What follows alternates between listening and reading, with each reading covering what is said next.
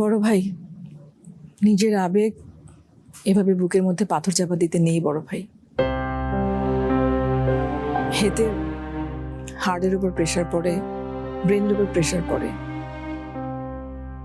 কান্না আসলে কেঁদে ফেলুন না, দেখবেন বুকটা হালকা লাগছে, মনটা হালকা লাগছে। তোমাকে কে বললো আমার কান্না পাচ্ছে? তোমরা না সবসময় দুলাইন বেশি বোঝো। আমার কোনো কান্না পাচ্ছে না, আমার কোনো মন খারাপ হয়নি, আমি ভালো আছি। এবার তুমি যাও প্লিজ। বড় ভাই, আমার আমার নিজের উপরে এত ঘৃণা হচ্ছে বিপাশা, বুঝলে? নিজেকে খুব অপরাধী মনে হচ্ছে। জেসমিন কেন কেন আমি নই, মানে এটা না আমি কোনোভাবেই মানতে পারছি না। হিউস্টনে রকিং টেস্টি, সীমানা ছাড়াও নিজেকে হারাও। জীবনে জেসমিনের কি একটু সুখ পাবার অধিকার নেই? জীবন এত কঠিন কেন ওর জন্য? কেন এত কঠিন? কে বললো জেসমিন সুখী না? এই যে ও আপনাদের সবার ভালোবাসা ফিরে পেয়েছে, সম্মান ফিরে পেয়েছে, পরিবার ফিরে পেয়েছে, ওটা এখন অনেক সুখী বড় ভাই। আর ছোটবেলা থেকেই তো ও আপনাদের চোখের মনের মতো করেই বড় হয়েছে, সেটাই ওর সুখ স্মৃতি। হ্যাঁ, মাঝখানে অনেক ঝড়ঝাপটা গেছে, সেটাও তো জীবনেরই অংশ বড় ভাই।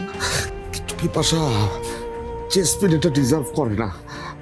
আর ডক্টরের কাছে যা শুনলাম, এখন ওর যা অবস্থা, আমি ওর জন্য কিছুই করতে পারছি না।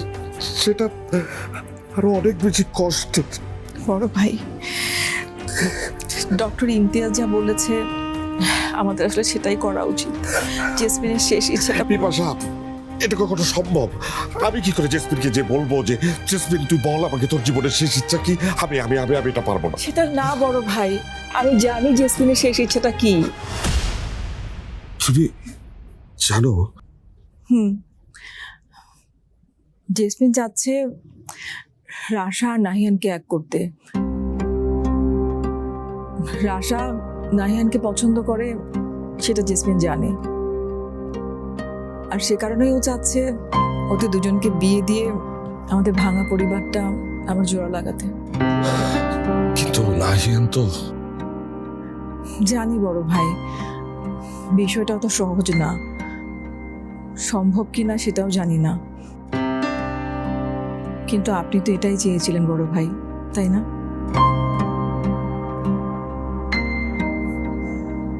মা ঠিকই বলতো, জেসমিন আপনার মতো, একদমই আপনার মতো। আমারই তো বোন, আমার মতোই তো হবে। আমি জীবনে কখনো জেসমিনকে কিছু দিতে পারিনি, কিন্তু এবার আমি ওকে দেব। ওকে আমার নাহিয়ানকে দেব।